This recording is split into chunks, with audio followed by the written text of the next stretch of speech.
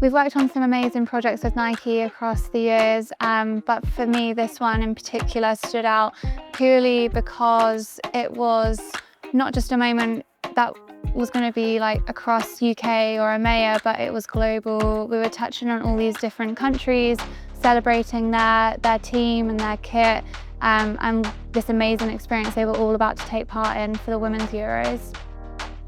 Part of the brief was not about creating the look of football in a literal point of view in terms of recreating the football kind of environment, scene, architecture. It was how can we create the feeling of football. When you walk into the blocks of Wembley, Old Trafford, San Siro, and you are mid-game, you can almost feel this energy that is literally inexplicable.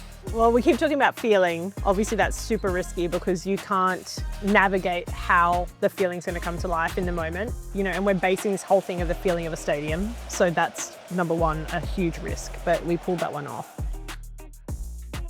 So there were these really like big energy moments, but there were also these kind of like small, intimate, real talk moments, like panels. Wanted everybody to have like their moment and show that it's not just about the players, it's about like the communities, the makers, the stylists, everybody kind of involved in the space.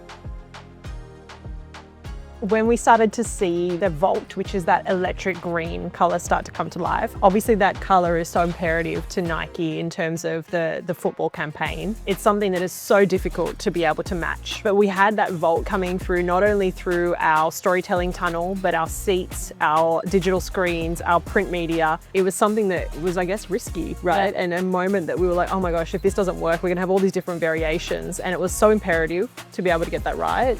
But I think we pulled that off. I think it's less about pressure and more about that momentum and intensity growing as we're getting closer to the live day. And then being there on the day, it's like full energy. There's not really a moment to like think what might go wrong.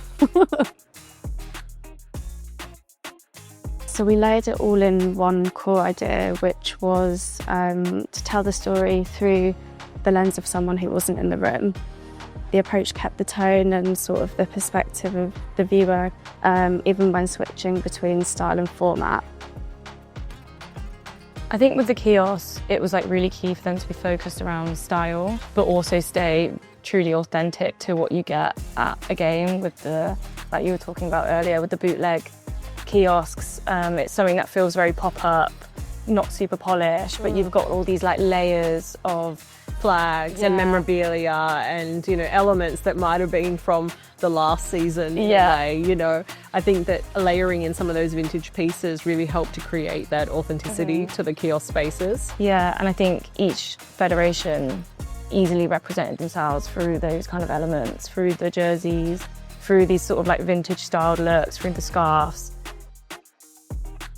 Something that people definitely see, but they don't necessarily notice is the lighting design in the space. I think we used light really interestingly in EC25. Firstly, to kind of direct and draw people through the space, so it was super subtle, but also thinking about things even during the live show, such as, you know, you've got this huge crowd, but how do you differentiate between the many and the few and like really highlight the looks, highlight the models. Yeah, in general, I think lighting is probably like half the battle really when it comes to design, but it's something that people don't usually pay attention to.